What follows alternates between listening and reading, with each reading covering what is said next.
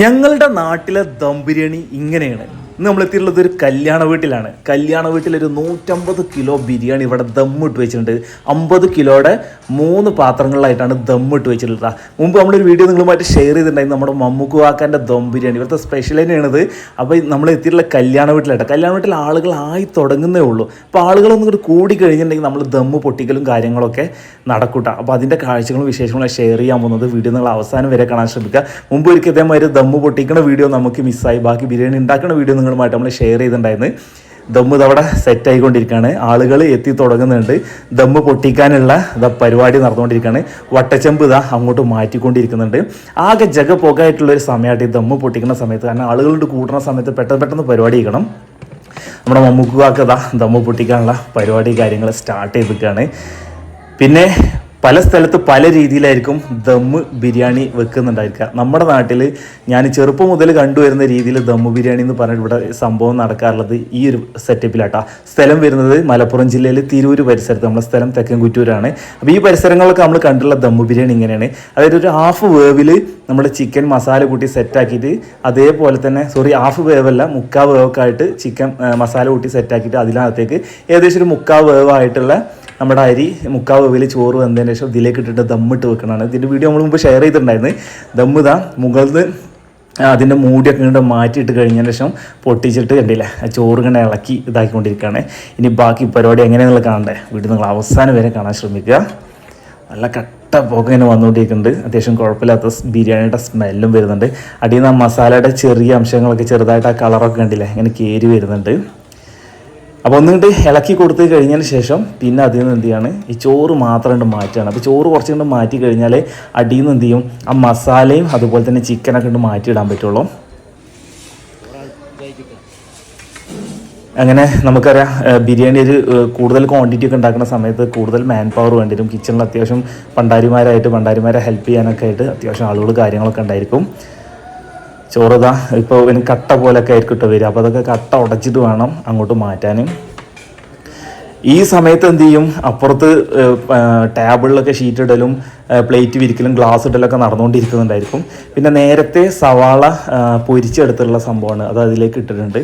അങ്ങനെ ദമ്മ് പൊട്ടിച്ചിട്ട് മേൽത്തട്ടിലുള്ള ചോറൊക്കെ ഏകദേശമൊക്കെ വേറൊരു ചെമ്പിലേക്ക് മാറ്റിയിട്ടുണ്ട്. ഇനി വരാൻ പോകുന്നതാണ് നമ്മളെ മസാല, അതുപോലെ തന്നെ ചിക്കൻ ബിരിയാണിയാണ് ഇവിടെ സെറ്റാക്കിയുള്ളത്. അപ്പോൾ നമുക്ക് ശരിക്കും ആ മസാലയുടെ ആ ഒരു ബിരിയാണിയുടെ ആ മഞ്ഞ കളറൊക്കെ അങ്ങനെ കണ്ടു തുടങ്ങാൻ പറ്റും. ഇനി ഇവിടുന്ന് ഇതൊക്കെ കൂടി ഇട്ടിട്ട് മിക്സിങ് കാര്യങ്ങളൊക്കെ ഉണ്ട്.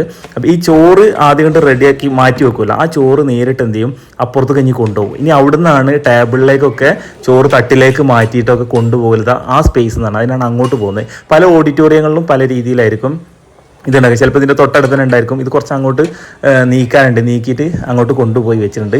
ഇനി നമ്മുടെ ചിക്കൻ ഉണ്ട് കേട്ടോ, നന്നായിട്ട് വെന്തിട്ടുള്ള ബിരിയാണിയിലെ ചിക്കൻ, ആ മസാല അടങ്ങിയിട്ടുള്ള സംഭവം ഇത് സെപ്പറേറ്റ് ആയിട്ട് ഇവിടുന്ന് അങ്ങോട്ട് വെക്കും. ഇത് നമ്മുടെ നാട്ടിലുള്ള ദം ബിരിയാണിയുടെ ഒരു സ്റ്റൈലായിട്ടത്. പല രീതിയിൽ ദം ബിരിയാണി പല രീതിയിലായിരിക്കും.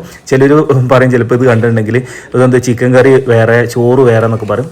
ഈ ഒരു രീതിയിലാണ് നമ്മുടെ നാട്ടിൽ ദം ബിരിയാണി കാര്യങ്ങളൊക്കെ നമ്മൾ നേരത്തെ സൂചിപ്പിച്ച പോലെ തന്നെ പല ഏരിയയിൽ പല സ്റ്റൈലിലായിരിക്കും. അപ്പോൾ നിങ്ങളുടെ ഏരിയയിൽ എങ്ങനെയൊക്കെയാണ് ദം ബിരിയാണി എന്നുള്ള വീഡിയോ താഴെ കമൻറ്റ് ചെയ്യാൻ ശ്രമിക്കുക. അവർ മസാല കാണുമ്പോൾ തന്നെ വായിൽ വെള്ളം ഉറന്നിട്ടാ. അങ്ങനെ ടേബിളിലൊക്കെ ആളുകൾ ഇരുന്ന് ഭക്ഷണം കഴിക്കൽ തുടങ്ങിയിട്ടുണ്ട്.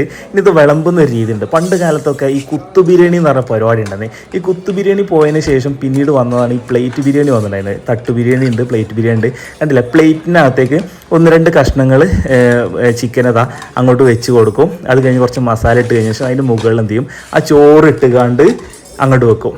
അതോട് കൂടിയിട്ട് ആ ഒരു ക്വാർട്ടർ പ്ലേറ്റ് ഉണ്ടല്ലോ, കറക്റ്റായിട്ട് തന്നെ ഒരാൾക്ക് കിട്ടും. ഇനി നമ്മൾ ഈ തട്ട് പ്ലേറ്റിൽ ഈ ചിക്കൻ പീസ് ഇട്ട് കഴിഞ്ഞാൽ ഒരു ടേബിളിൽ 4 പേര് എന്നുണ്ടെങ്കിൽ കറക്റ്റ് എല്ലാവർക്കും മസാല കിട്ടാത്ത അല്ലെങ്കിൽ പീസ് കിട്ടാത്ത പ്രോബ്ലം കാര്യങ്ങളൊന്നുമില്ല. ഇത് കറക്റ്റായിട്ട് എല്ലാവർക്കും കിട്ടും കേട്ടോ. അതിന് വേണ്ടിയിട്ടാണ് ഈ ക്വാർട്ടർ പ്ലേറ്റിനകത്ത് തന്നെ ഈ രീതിയിൽ ചെയ്യുന്നത്. കണ്ടില്ല, വിളമ്പുന്ന സ്റ്റൈൽ കണ്ടില്ല. പിന്നെ അത് മാത്രമല്ല, ഇനി കല്യാണ വീട്ടിൽ എന്തെങ്കിലും ആളുകൾ കൂടുതൽ പ്രതീക്ഷിക്കാത്ത രീതിയിൽ കൂടുതൽ ആളുകൾ വന്നിട്ട് ചോറ് തേയാത്ത സാഹചര്യം നമുക്ക് ചിക്കൻ പീസ് കുറച്ച് പിടിച്ചിട്ട് മസാല പിടിച്ചിട്ടൊക്കെ വിളമ്പാനൊക്കെ പറ്റും കേട്ടോ. ഈ രീതിയിൽ ചെയ്യാന്നുണ്ടെങ്കിൽ കണ്ടില്ലേ, നമ്മളിതാ ടേബിളിൽ ഇരുന്നുണ്ട്. ഫസ്റ്റ് ട്രിപ്പ് തന്നെ നമ്മളൊന്ന് ഇരുന്ന് നോക്കിയതാണ്. ആ തട്ട് കണ്ടില്ല, ആ ക്വാർട്ടർ പ്ലേറ്റിൽ നിന്ന് കണ്ടില്ലേ വീണ് അത്രയും മസാലയും അതുപോലെ തന്നെ ചിക്കൻ പീസും കാര്യങ്ങളും ഇതിനകത്ത് കിട്ടിയിട്ടുണ്ട്. അത്യാവശ്യം നല്ല ചൂടുണ്ടായിരുന്നു. പിന്നെ നമുക്ക് ഈ ബിരിയാണി കഴിക്കുകയാണെങ്കിൽ ഫസ്റ്റ് ട്രിപ്പിൽ ഇരിക്കുകയാണെങ്കിൽ ആ ദമ്മ് ബിരിയാണി പൊട്ടിച്ച പാട് നല്ല ടേസ്റ്റിൽ അപ്പം തന്നെ കഴിക്കാൻ പറ്റും. കാരണം ഈ ടേബിളിലേക്ക് എത്തിയിട്ടുണ്ടെങ്കിൽ ചോറുണ്ടല്ലോ, ചോറ് തട്ടിച്ചോറൊക്കെ അതൊക്കെ റിട്ടേൺ വീണ്ടും അവിടെ പോയിട്ട് ആ മസാലയിൽ മിക്സായിട്ട് അങ്ങോട്ടും ഇങ്ങോട്ടും മിക്സായിട്ട് പിന്നെ അടുത്ത ട്രിപ്പുകളിലൊക്കെ ഇരിക്കണവർക്ക് ആ റിട്ടേൺ വരുന്ന ചോറുകളൊക്കെ വന്നുകൊണ്ടിരിക്കും കേട്ടോ. അപ്പോൾ നമ്മൾ ഫസ്റ്റ് ട്രിപ്പിൽ ഇരിക്കുകയാണെങ്കിൽ ആ ദമ്മ് പൊട്ടിച്ച പാടം നമുക്ക് കിട്ടും. അങ്ങനെ നമ്മൾ ഭക്ഷണം കഴിച്ച് കഴിഞ്ഞതിന് ശേഷം തിരിച്ച് വന്ന് നോക്കിയപ്പോൾ അതിന് 50 kg ഫസ്റ്റ് ദമ്മാണ് ഈ കാണുന്നത്. ഏകദേശം തീരുമാനമായിട്ടുണ്ട്.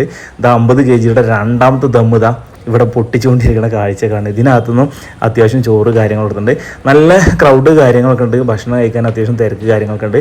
പിന്നെ ഇവിടെ സപ്ലൈ ചെയ്യുന്നവരാണെന്നുണ്ടെങ്കിൽ ഫാസ്റ്റായിട്ട് ഓരോ കാര്യങ്ങൾ നീക്കി അങ്ങനെ ഒരു കല്യാണ വീട്ടിൽ നമുക്കറിയാലോ ജഗ പോകായിരിക്കും. മൂന്നാമത്തെ ദമ്മാണ് ഇവിടെ ഇരിക്കുന്നത്. ഇത് ഇനി പൊട്ടിക്കാനുള്ളതാണ്. അപ്പോൾ ആളുകൾ വരുന്നതിനനുസരിച്ചും സാധനം തീരുന്നതിനനുസരിച്ചും ഇങ്ങനെ ദം ഇങ്ങനെ മാറ്റി പൊട്ടിച്ചുകൊണ്ടിരിക്കും കേട്ടോ. അപ്പോൾ നമ്മുടെ നാട്ടിലെ ഒരു സ്റ്റൈലായിട്ടുള്ള ഒരു ദം ബിരിയാണിയാണ് ഇന്നത്തെ വീഡിയോയിൽ നമ്മൾ നിങ്ങളുമായിട്ട് ഷെയർ ചെയ്യാൻ ശ്രമിച്ചത്. ഇത് പൊട്ടിക്കുന്ന രീതിയൊക്കെ കേട്ടോ. ഇതിൻ്റെ മേക്കിംഗ് ഒക്കെ മുമ്പ് ഒരു വീഡിയോയിൽ ഷെയർ ചെയ്തിട്ടുണ്ടായിരുന്നു. ഇനി അവസരം കിട്ടുകയാണെങ്കിൽ മറ്റേതെങ്കിലും കല്യാണ വീട്ടിൽ നിന്ന് നമ്മൾ എന്ത് ചെയ്യുക, ഇതിൻ്റെ മേക്കിംഗ് വീഡിയോ ഒക്കെ നിങ്ങളുമായിട്ട് ഷെയർ ചെയ്യാൻ ശ്രമിക്കുന്നുണ്ട്. അപ്പോൾ ഇന്നത്തെ വീഡിയോ കുറിച്ചുള്ള നിങ്ങളുടെ വിലയേറിയ നിർദ്ദേശങ്ങളും അഭിപ്രായങ്ങളൊക്കെ വീഡിയോക്ക് താഴെ കമൻറ്റ് ചെയ്യാൻ ശ്രമിക്കുക.